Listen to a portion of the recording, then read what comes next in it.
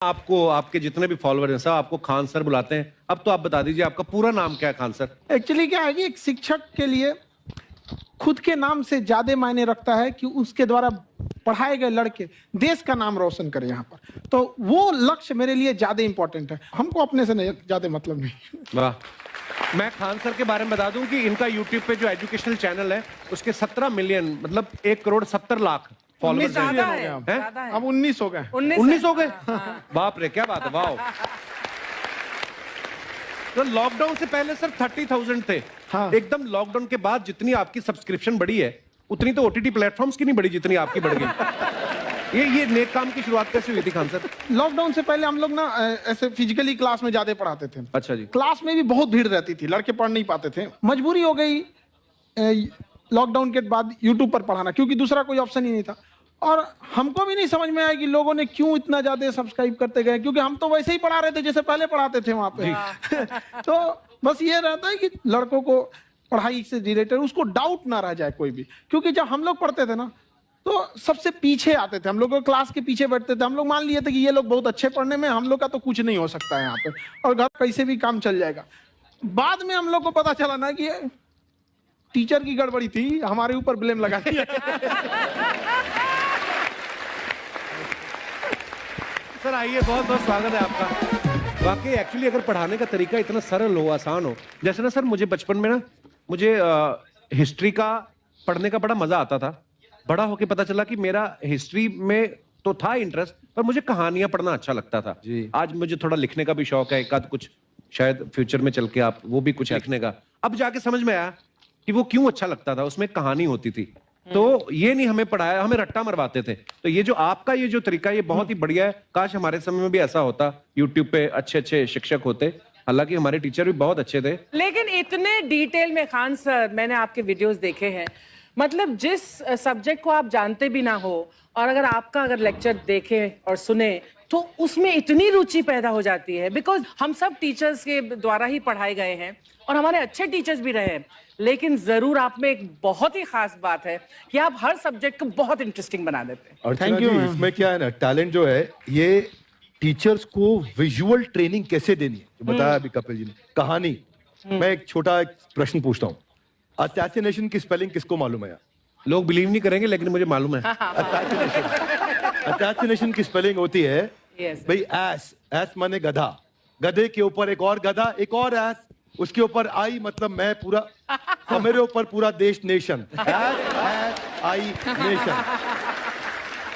तो ASSASSI, मैं ये जितना विजुअल कर दें पढ़ाने को, जितना आसान कर दें। वो याद नहीं होता था रेडियो किसने बनाया, बोला रेडियो चल नहीं रहा, इसको मार थप्पड़ मार, कोनी मार, कोनी मार, कोनी मार, कोनी ने बनाया, याद हो गया, मार कोनी ने बनाया। जितना विजुअल कर दो। जैसे आपने कहा कि कैसे किसी चीज को इतना अच्छा समझा देते हैं, वो आधे घंटे के क्लास के लिए पीछे 1 हफ्ते का मेहनत होता है। मैं ये भी पूछने वाली थी कि कितनी मेहनत लगती है आपको। वो डिपेंड करता है कि हम कब तक सेटिस्फाई नहीं हो जाते। कभी कभी तो कोई चीजें 2-2 महीने से अटकी हुई है, जब तक हम नहीं सेटिस्फाई होते, नहीं इसको ऐसे नहीं, अब लड़के समझे तब तक नहीं बताते उसे। कहते हैं ना, दुनिया ने मेरी बुलंदियां देखी, किसी ने पांव के छाले नहीं देखे। क्या है ना कि हम लोग अपने स्टूडेंट लाइफ में इतना पीछे थे ना, कभी कभी अपने आप को से डर लगने लगता था, या हम कहाँ आ गए, हमारा कुछ हो सकता है कि नहीं हो सकता है यहाँ पे। तो लेकिन ना कुछ सीखने का बड़ा शौक था। तो जैसे एक फिल्म बनाने से पहले डायरेक्टर कितने महीने की प्रैक्टिस करता है, 2 साल की मेहनत के बाद एक 3 घंटे की फिल्म बनाना पड़ता है। उस तरह से थोड़ा काफी मेहनत करना पड़ता है पीछे से, तब जाके समझ में आता है। और धीरे धीरे एक्सपीरियंस होने से थोड़ा समझ में आ जाता है कि क्या, कहाँ पे कौन सा चीज डाउट आएगा वहां पे। और आपसे पढ़ाई करने का ये भी फायदा है कि ये पीट नहीं सकते ना यूट्यूब चैनल से, अंदर से निकल के थप्पड़ भी नहीं मार सकते। हमें तो पीटा इतना है ना, हम तो मतलब टीचर से सवाल नहीं पूछ सकते थे। अभी बचपन में पूछ भी लिया ना कि सर सूरज कितना दूर है, तुझे जाना है उधर है। मतलब ये नहीं कि बच्चे के साथ दोस्ती करो, उसके साथ। आजकल माहौल बहुत बदल गया है, अब तो बच्चों की पिटाई भी नहीं होती, हमारे टाइम बड़ी पिटाई होती थी। हम भी कहते हैं, हमसे भी लड़के नहीं पूछते हैं, क्योंकि उन्हें पूछने की नौबत ही नहीं आती है। क्लियर हो जाता है ऐसे ही। वाह क्या बात है। मैंने देखा है सर आपके फॉलोअर्स में रवीना टंडन भी है एक। तो जब आप आए, कितनी मुस्कुराहट आई खान साहब आपके। तो जब कभी आप कोई नया वीडियो डालते हैं तो आप उनको पर्सनली मैसेज करते हैं कि किसी चीज पे डाउट हो तो कॉल मी एनी टाइम, ऐसा करते हैं आप? अच्छा, विवेक सर के बारे में हमने सुना है कि किसी को बिजनेस रिलेटेड प्रॉब्लम हो तो ये 5 सेकंड के अंदर जवाब दे देते हैं। जब भाभी जी आपको तैयार होने के बाद पूछती मैं कैसी लग रही हूँ, 5 सेकंड में जवाब दे पाते हैं आप? देखिए, इसमें तो सभी लोग पीड़ित हैं और हर जगह, हर घर में ये जरूर सुना होगा सबने कि बच्चों के चक्कर में तुम्हारे साथ रह रही है, वरना तुमको तो कब का छोड़ के चली गई होती। ये बड़ी कॉमन बात है। So right. परमीत सर बोलते हैं आपको ऐसा? आप तो कभी नहीं बोलती होंगी। इनका उल्टा है, इनका एटीट्यूड पति वाला है वैसे, तो इसलिए। क्या प्रॉब्लम है? नहीं, कोई औरतों को प्रॉब्लम मतलब मर्दों से कम बिल्कुल मत समझो। नहीं, ठीक है, पर ऐसे मुक्के वगैरह नहीं मारने चाहिए आपको। सर आपने अभी तक शादी नहीं की ना खान सर? नहीं। इतने पॉपुलर हो गए आप, आपका सेंस ऑफ ह्यूमर इतना अच्छा है, तो बड़े सारे प्रपोजल तो आते होंगे आपको। अभी तो इधर कुछ नहीं है ऐसा। खान सर पर्सनल सवालों का जवाब कम देते हैं। अच्छा, जैसे हम शादीशुदा लोगों को देखने के बाद हमको थोड़ा सा और अच्छा, कई बार ना इंसान ज्यादा मोटिवेशनल स्पीकर्स को सुन लेना तब भी कंफ्यूज हो जाता है। कोई कहता है बड़े सपने देखो, गाड़ी लो, बैंक बैलेंस बनाओ। कोई कहता है कि इच्छाएं नहीं रखनी चाहिए, ये दुखों का कारण है। हम किसकी सुने गुरुजी? सुने सबकी, करे खुद की।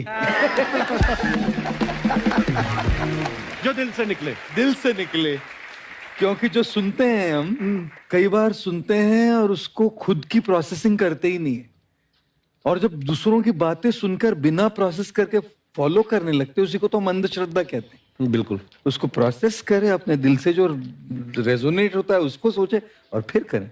मम्मी सुना, मेरी मम्मी के आगे डॉक्टर फेल है। मम्मी की जो सहेली ऑन द स्पॉट इसके साथ बैठी है और इनको अगर कोई प्रॉब्लम है, फॉर एग्जाम्पल कोई शुगर की प्रॉब्लम है, तो उन्होंने जो बोल दिया वो अंतिम सत्य है। ले मैनू फलानी कहती है, ऐ खाड़ो तो ऐ हो जाता है। ये सवाल मैंने आपके लिए पूछा था।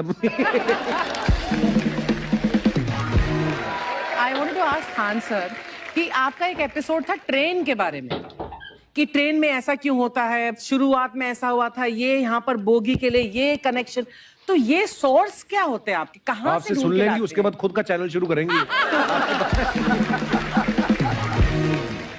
कुछ चीजें तो ऐसे डायरेक्टली मिल सकती हैं, और नहीं तो वहाँ ऑन द स्पॉट जाके वहाँ पे पूछ लेते। जो वर्कर होते हैं ना, उन लोग को ज्यादा आइडिया रहता है उन लोग से, वो पूछ लेते हैं कि ये कैसे काम करता है, तो वो ज्यादा कोशिश करते हैं कि हम किसी चीज को खुद से अगर जाने रहेंगे तो ज्यादा अच्छे से डिलीवर कर सकते हैं। तो कई बार वहाँ यार्ड वगैरह में भी चले जाते हैं पता करने के लिए। लेकिन बहुत इंटरेस्टिंग था। हवाई जहाज पर भी बनाइए। आप कहती हैं तो एक उस पर भी बना ही देंगे। बहुत शुक्रिया जी। अच्छा सर, कई बार ना माँ बाप भी, जो मैं ये कहूंगा कि उनकी गलती होती है कि अगर बच्चा आपका 4-5 साल का है, आप शुरू से उसके मन में डालना शुरू कर देते हो कि ये तो इंजीनियर बनेगा। हो सकता है बाप इंजीनियर हो, वो चाहता है कि जरूरी तो नहीं है। अब मेरे पिताजी पुलिस में थे जी, मेरे मामा सब आर्मी में थे, मैं अकेला इस फील्ड में निकला है, मुझे ये चीज अट्रैक्ट करती थी। ये कहाँ तक सही है सर? जी मेरे हिसाब से तो बच्चों पे कभी प्रेशर नहीं डालना चाहिए, लेकिन साथ ही साथ हमको ये भी देखना चाहिए कि जैसे एल्बर्ट आइंस्टाइन ने एक बहुत अच्छी बात बताई थी, अगर एक खरगोश हो, एक बंदर हो, एक हिरन हो, एक शेर हो और एक मछली हो, उन सब को आप एक कतार में खड़ा कर दीजिए और उन सब के लिए एक ही टेस्ट हो कि आप पेड़ पे सब लोग कैसे चढ़ पाए। बहुत ओके, अब सबको एक टेस्ट कैसे दिया जाए? मछली तो आत्महत्या कर लेगी सोच के कि मैं तो कोई पास ही नहीं होंगी, ये मछली कैसे पेड़ पे चढ़ेगी? राइट। लेकिन कई बार ऐसे हो गया ना कि एजुकेशन सिस्टम ऐसी बनी है कि बस ग्रेड्स हो गए, सब्जेक्ट्स पढ़ने हैं, Right. जो भी किया है, और वो भी जरूरी है, लेकिन वो करते करते बच्चों की जो इंटरेस्ट है, बच्चों की जो पैशन है, उसमें उनको एंकरेज करना बहुत ज्यादा जरूरी है। एक पिताजी एक बार अपने बेटे को ऐसा चाटा मारे जोर से, तो पड़ोसी ने पूछा क्यों मार रहे जी? बोला कल रिजल्ट है इसका। कल रिजल्ट तो बोले रिजल्ट कल है ना साहब, तो आज क्यों मार? निकल बाहर गाँव जा रहा हूँ, कल का काम आज निपट के करता हूं।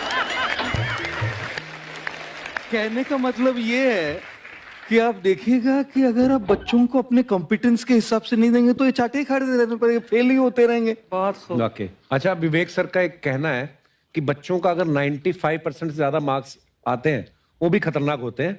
75 से 85% वाले जो बच्चे होते हैं लाइफ में बड़ा अच्छा करते हैं। अच्छा। कभी किसी पेरेंट्स ने आगे कहा है कि आपकी वजह से मेरा 95% वाला बच्चा 75 पे आ गया? नहीं, बेसिकली 95%, देखिए स्कूल में जो पढ़ाई हो रही है, जो बताया, वो classroom based conceptual theoretical approach है, और उसमें बच्चे को क्या चाहिए, एक कॉन्सेप्ट होता है कि जिस सब्जेक्ट में 10 में से 3 आ रहे हैं उस पर फोकस करने की जगह वहां फोकस करो जिसमें 10 में से 7 आ रहे हैं, ताकि उसका सुपर स्पेशलिस्ट बने। पर वहां सब कुछ पोर किया जा रहा है। तो 95% के चक्कर में, 98% के चक्कर में अपनी ओवरऑल डेवलपमेंट कर नहीं पाता है।